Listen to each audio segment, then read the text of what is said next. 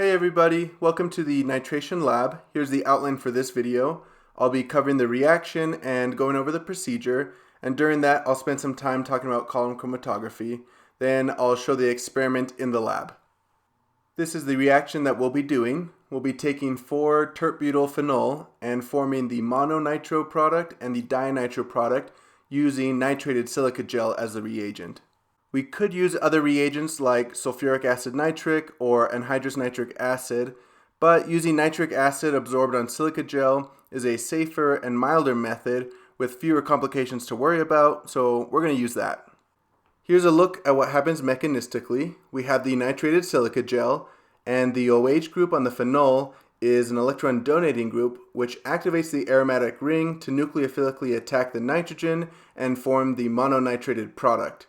Now, on another aromatic ring, that nitro group would be too strongly deactivating to form the dinitrated product, but since there is that OH group, which is an electron donating group, it can activate the ring, helping progress the reaction to form that dinitrated product.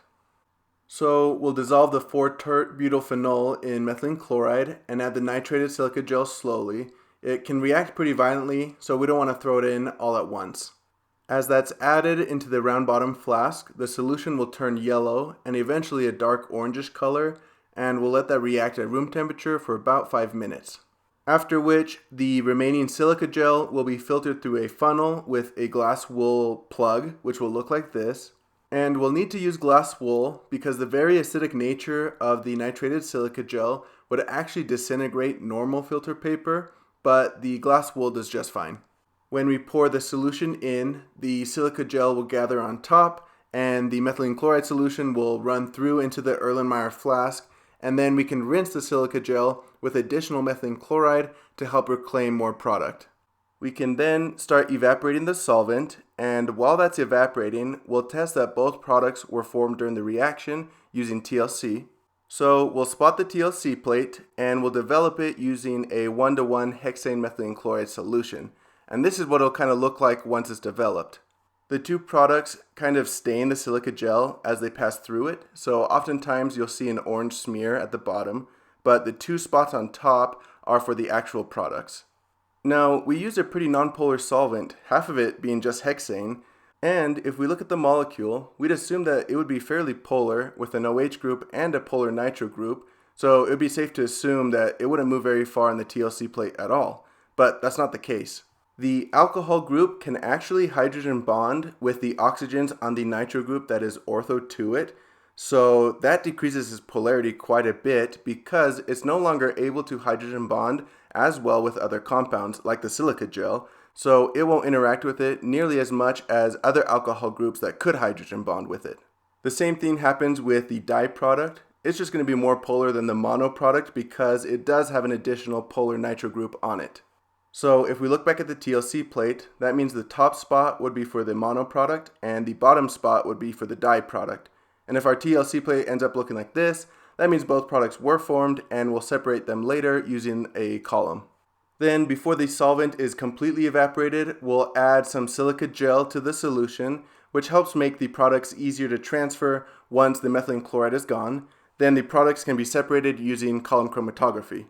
This is what the column will look like. We'll have the mono and di products as a yellowish solid on top of 8 to 10 inches of activated silica gel, which will be the stationary phase and will be what separates the two products throughout the process. We'll elute the column using a 1:1 hexane methylene chloride solution, and as we do so, the column will end up looking like this, where the silica gel gets stained yellow from the two products moving through, meaning that we're not going to see a clear separation between the two products.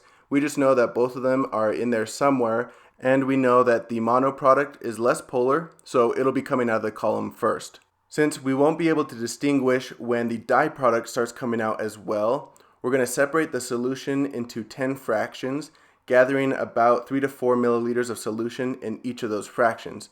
This will minimize contaminating the mono product once the di product starts coming out of the column. So we'll end up with 10 test tubes, each with about 3.5 milliliters of solution, and we'll test the purity of each of those fractions using TLC. We'll spot TLC plates with each of the fractions and develop them, and they'll end up looking something like this. So the first two fractions would be pure monoproduct.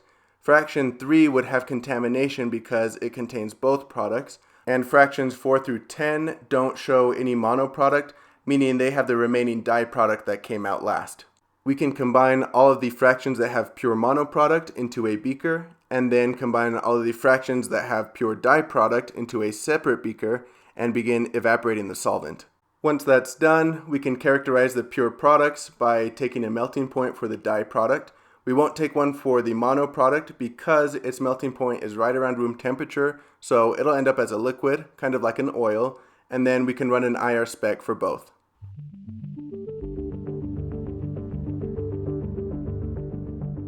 Okay, I'm going to start by weighing out 240 milligrams of 4-tert-butyl-phenol, and I'll add that to a round bottom flask with a spin bar inside. Then I'll add 5 milliliters of methylene chloride to start dissolving the phenol, and it'll take some spinning and probably the full 5 milliliters to make sure that it's completely dissolved.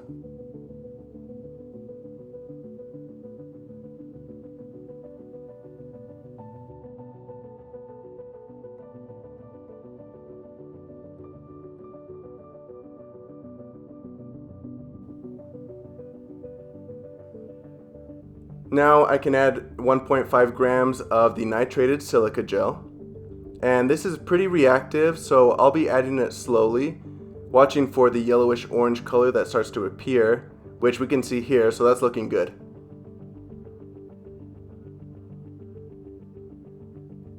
I'll put on the air condenser and let that reaction continue at room temperature for about 5 minutes.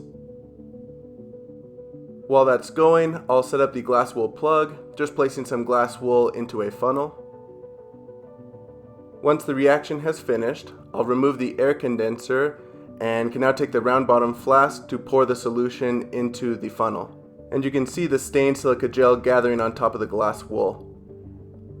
I'll rinse the remaining silica gel in the round bottom flask with some additional methylene chloride to help reclaim more product, and then run that solution through the funnel as well. I'm going to rinse it one more time just in case, and you can see that the solution is a lot more dilute, so we're probably good after this.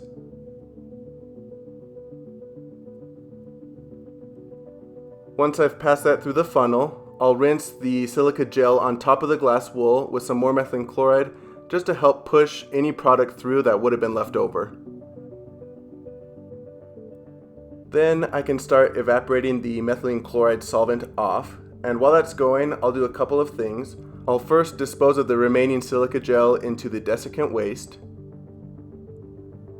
And then I'll also spot a TLC plate with the solution to test that both products were actually formed.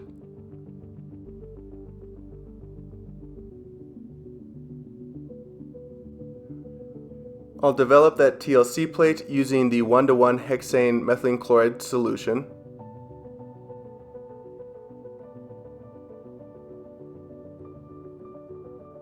And here you can see how the products stain the silica gel as they move through it. But once it's done, we can clearly see that both products were formed, the top spot being for the monoproduct and the bottom spot being for the diproduct, and we'll separate those later on using the column. Before the methylene chloride is completely evaporated, I'll add 500 milligrams of the activated silica gel.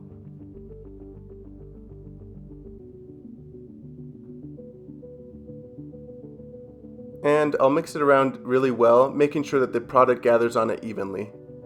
And I'll make sure that the solvent is completely evaporated, or else it'll interfere with the separation process in the column. It'll end up looking like this once it's done, and now it's ready to be transferred over to the column, so I'll start setting that up. I'll first place some glass wool into the bottom of the column,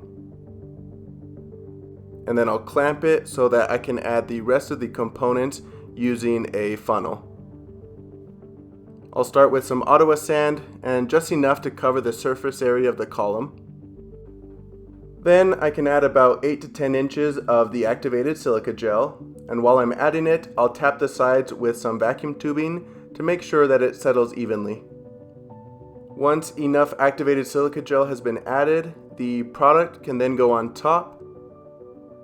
with some final Ottawa sand to finish it off.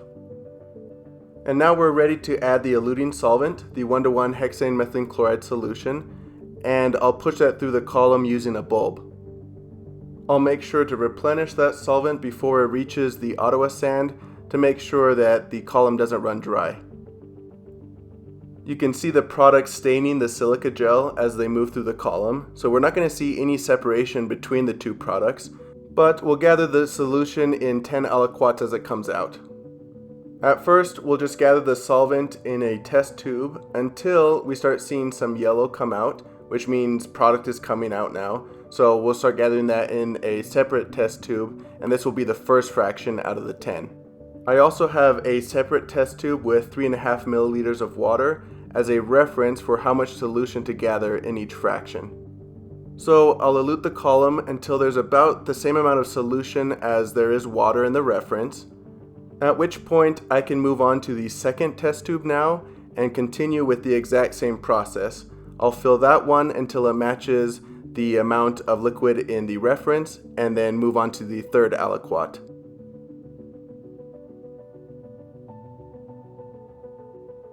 Now I'm going to do this for 10 fractions, so I'm not going to show all of them, but as the process goes on, you can see that the column looks more dilute now, as well as do the fractions. This is fraction number 8, and this is the final fraction, fraction 10, which is looking pretty dilute at this point, meaning that most of the product is out now. Once I've gathered all 10 fractions, I can dry the column by just pushing all of the solvent completely through, and I'll gather that solvent in a separate test tube from the others. Now, to dispose of all of the contents of the column, I'll attach a tube of lab air to the bottom of the column and create a seal as best as I can with my hands, aiming it into the desiccant waste. Then someone else will turn on the lab air and it'll blast everything into that waste. Now we have the 10 fractions of the solution gathered from the column, and I'll test the purity of each one individually using TLC. So I'll make 10 spots for each of their respective fractions and develop them using the same solvent as before, the 1:1 hexane methylene chloride solution. Looking at the developed plates, we can see that fractions 1 and 2 can be combined for the mono product, and fractions 4 through 10 can be combined for the di product, and we'll exclude fraction 3 since it contains both. Before combining the fractions for the mono product, I'll weigh out the empty beaker. Since the mono product ends up as a liquid, we can just weigh the beaker again once it's done evaporating. Then I'll also combine the fractions 4 through 10 in a separate beaker for the di product. The solvents can then be evaporated, and we'll see the mono product show up as kind of an oil once it's done, whereas the di product we'll see as a yellow solid, and we can take a melting point for that one. I'm going to start by characterizing the mono product first. I'll weigh out the full beaker, which ends up being 14.966 grams. Then I'll run a neat IR using a capillary tube to spot the TLC plates. And it turned out pretty well. We have the OH peak that we'd expect, plus 2 sharp peaks for the nitro group, one around 1530 and the other around 1320. Let's see how the di product turned out. I'll weigh out the product, starting with the empty watch glass, around 9.736 grams, and then the full watch glass ending up around 9.795 grams. Then I'll measure the melting point range, and it looks like the product started melting around 92.2 degrees Celsius and finished around 94.2 degrees Celsius. And finally, I'll run an IR spec using the neutral mold technique. And it looks like it turned out great as well. We have the alcohol peak and the 2 peaks for the nitro groups. It's obviously going to be very similar to the mono product, so the main distinguishing factor here is going to be the melting point.